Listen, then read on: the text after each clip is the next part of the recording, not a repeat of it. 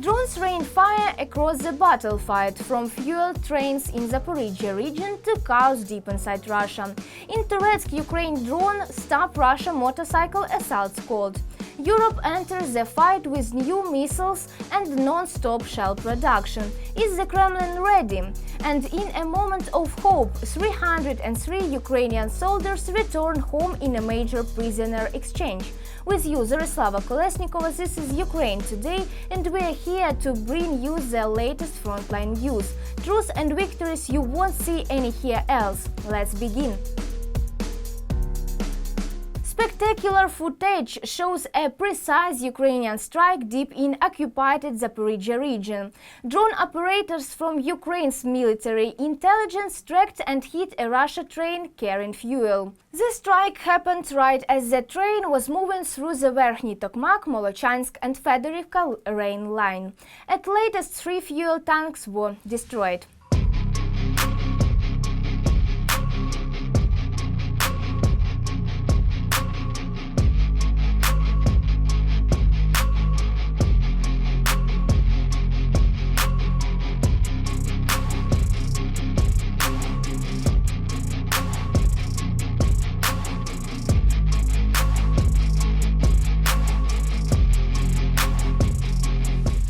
As a result, Russia's railway Stapi line and occupied Zaporizhia and Crimea has been disturbed.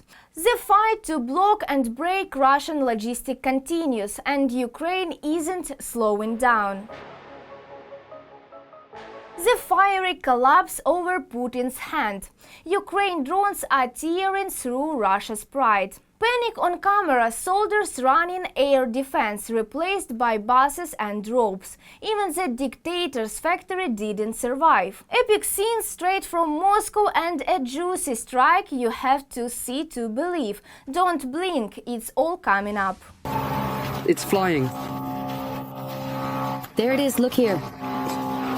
Just not towards us, please. Quiet, quiet, quiet, quiet, quiet. In more than 3 years of full-scale war, Russians have learned to recognize the sounds of Ukrainian drones. Local residents are fearfully commenting as UAVs circle over the town of Bolkhov. This is the Oriel region. But the drones weren't heading toward the people filming the video, but right here, to the Bolkhov semiconductor plant. And they made it, as local residents say, whether with horror or with barely concealed satisfaction. It's really simple.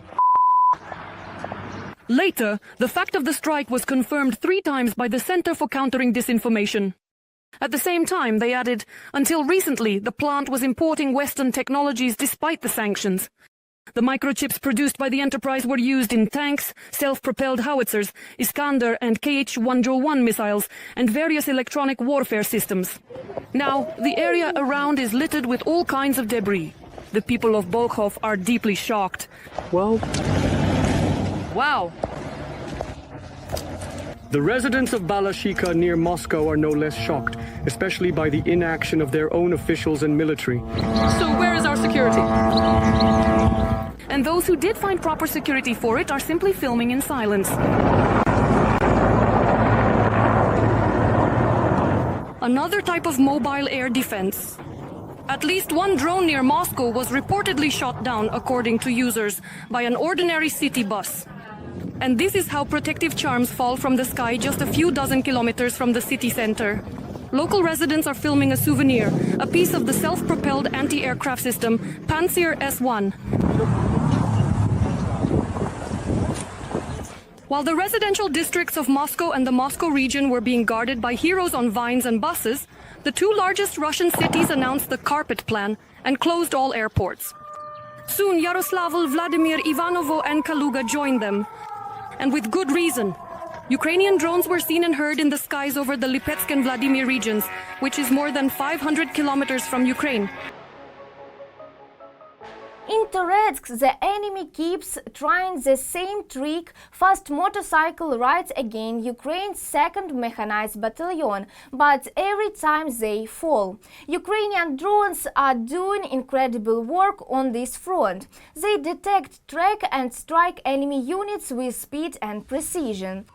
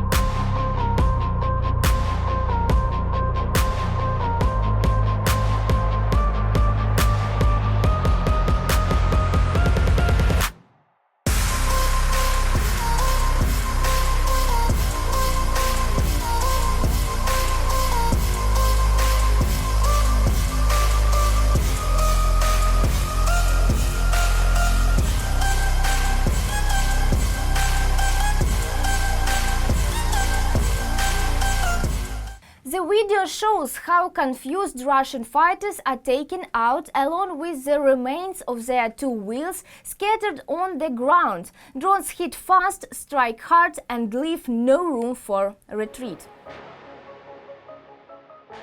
Europe is stepping in and the decision shocked the world. New missiles are ready to rip through the sky. Deadly shells will now be produced non-stop. Russian army is crouching low, knowing their firepower could be coming from them. Is Europe defense industry now aiming straight at the Kremlin? All the answers in our next report. Ukraine is defending itself against the Russian Federation. Israel and Taiwan are in need of American weaponry. Taiwan is arming itself due to threats from China, while Israel is conducting a major operation after the Hamas attack. Because of the scale of threats around the world, the United States is running low on high-precision weaponry. If you look at all the stocks of American arms manufacturers after Munich, some of them dropped by as much as 80% in just a month. Look at the shares of Lockheed Martin, Raytheon, or other major companies, some of the largest manufacturers in the world. They all dropped after Munich, realizing that there is no clarity and, well, no clear signals from the administration regarding procurement. So on our side, they will also get involved. Rheinmetall is ramping up gunpowder production. Rheinmetall plans to repurpose two of its factories that currently produce automotive parts. In Germany, a railway plant will be converted to produce components for the main battle tanks Leopard 2 and the infantry fighting vehicles Puma. We have no interest in Poland, in Latvia or anywhere else. Why would we need that? We simply have no interest, only threats. Due to the threat from Putin's Russia, Europe has shifted to a war footing. If we already have HIMARS systems deployed, then we will definitely be buying American missiles. If most of our systems are European, of course, but the problem is that, for example, Europe has never produced such a quantity of air defense systems. To reduce dependence on the United States and speed up deliveries, one of the world's leading manufacturers of munitions, land systems, and defense electronics, as well as the global defense technology and scientific innovation company Rheinmetall, together with Lockheed Martin, have signed a memorandum of understanding. The German arms concern Rheinmetall and the American Defense Corporation Lockheed Martin have decided to create a joint venture for missile production in Europe. Sometimes you have to wait 10 years to get missiles from America. That's far too long. That's why both partners wanted to create a European Missile Competence Center. Lockheed Martin has confirmed that it is actively cooperating with European allies to meet global demand for American munitions and precision strike systems. This partnership reflects our commitment to advancing transatlantic security and providing our allies with proven state-of-the-art capabilities. It's a step toward helping our European clients fulfill their commitments to NATO. By combining Rheinmetall's expertise with Lockheed Martin's advanced missile technologies, we are creating a strong foundation for ever-evolving security needs. This partnership will strengthen the defense industry and create jobs in both the United States and Europe. Lockheed Martin has been a partner of German industry for over 50 years and continues to develop these partnerships. Rheinmetall will hold 60% in the joint venture. Special emphasis will be placed on the production of long-range missiles, which are needed by Ukraine and European countries. They want to launch basically a policy of new industrialization, meaning weapons production, to open up what was previously closed. After this collaboration, there definitely won't be any problems with ammunition. The plant will produce powerful ATA-CMS and GMLRS shells for the HIMARS and M270 MLRS multiple launch rocket systems. Lockheed Martin has decided to stop producing ATACMS in America and is starting to manufacture the newer PRSM. In connection with this, there is discussion about the possibility of fulfilling American contracts at the new plant. They also plan to produce Hellfire missiles for drones and aircraft. Their range is the greatest among similar weapons in the United States. In Europe, there are plans to produce PAC-3 missiles for the Patriot air defense systems. We all understand that selling weapons is a matter of politics. I always say that it's easy to buy a rebel kit, a pistol, a machine gun, an assault rifle, a grenade launcher, but there are serious things like air defense systems. Things like intelligence data, for example, or things like aircraft. That's already politics. That's no longer just about weapons. After 3 years of Russia's full-scale invasion of Ukraine, it has become clear that it is precisely these missiles that are lacking to hold the defense on the ground. The capacity of the new enterprise in Europe will be quickly filled thanks to orders from Ukraine, which has a high demand for Patriot missiles. Europe does not currently have the capacity to fully supply us with its own production, so that we could stop purchasing weapons from the United States. The intellectual property rights in this case will belong to the European side. The production line will be ready in 12 to 13 months. Engine production will begin in 2026 and missile production in 2027. The plant capacity is up to 10,000 missiles and the same number of rocket engines per year. Russia has simply never threatened anyone. Despite the fact that Ukraine is making purchases in the US and the European Union, the development of the Ukrainian defense industry is not standing still and has become a national idea. The Ministry of Defense previously noted that every second piece of ammunition at the front is produced in Ukraine. We manufacture barrels, cannons, self-propelled artillery, and we produce ammunition. But the question is the quality of all this. We remember the recent scandals with the mines, and those concerns were not unfounded. There are also issues with quantities, timing, and with more specialized types of equipment. Europe's need for ammunition will only continue to grow, and Ukraine, with its experience in combat against the aggressor, will be able to integrate its military-industrial complex into the European defense industry. Every voice matters. Join our community, support independent journalism and help us bring you the truth from Ukraine. Become a member of Ukraine Today. Join us now. Our heroes are back. Another 303 Ukrainian soldiers have returned home as part of a major three-day exchange known as 1000 for 1000. Among those feat are sailors, paratroopers, infantrymen, National Guard members and border guards, all welcomed with open arms on native soil.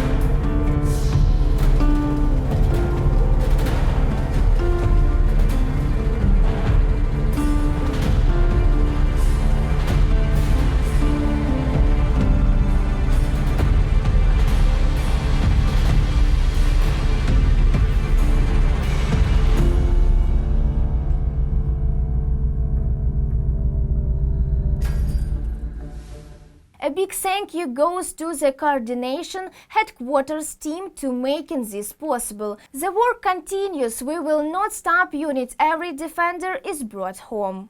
That is all for today on Ukraine Today. If you value real frontline news, like this video, leave a comment and hit the bell so you never miss an update. And most importantly, become a sponsor of our channel. Support independent Ukrainian journalists who risk everything to bring you the truth, even in the middle of war. Stand with us, be part of our team, be part of Ukraine Today.